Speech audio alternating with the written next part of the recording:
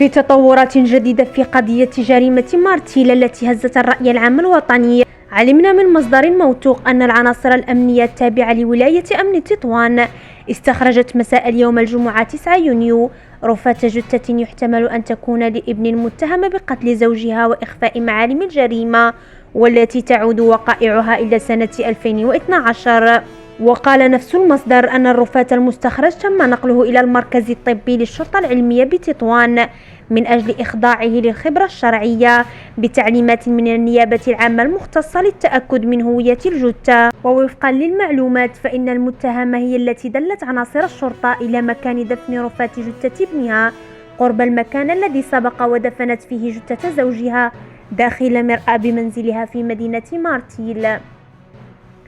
وأوضحت نفس المصادر أن المتهمة دلت عناصر الشرطة على رفاة جثة الابن، وذلك بعد حوالي 40 ساعة من التحقيقات. وقد أشار المصدر ذاته إلى أن ابن المتهمة كان قد اختفى عن الأنظار بعد 3 سنوات من اختفاء والده، والذي عثر على جثته الأسبوع الماضي. وكان مصدر أمني كشف في تصريحات إعلامية أن شقيق الموقوف هو من تقدم إلى المصالح الأمنية بمدينة القنيطرة لتقديم شكاية ضد أختها التي تقطن بمدينة مارتيل، حيث ادعى ارتكابها جريمة قتل في حق زوجها قبل 12 سنة. صرح شقيق تلك الموقوفة للمصالح الأمنية بأنه يريد الإبلاغ عن جريمة قتل وقعت قبل 12 سنة لإراحة ضميره الذي ظل يؤنبه طيلة هذه السنوات، وذلك حسب مصدر أمني.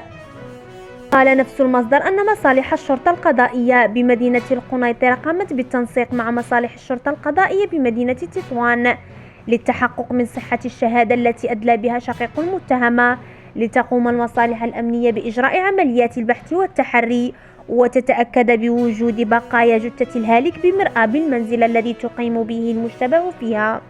اللي كنشكيلو الهموم ديالي، اللي كنشكيلو الأحزان ديالي، كلشي. كنا كنمشيو انا وياه الخدمه، يعني هو اللي علمني الصنعه، هو اللي كنت باغي نخرج من القرايه قال لي ما تخرجش وكذا. يعني كنهز علينا، كنهز واحد الهم كبير من الجهه ديالنا، هزيت المسؤوليه انا باقي صغير، يعني كبرت مشى لي الوالد ديالي، يعني باقي ما شبعتش منه.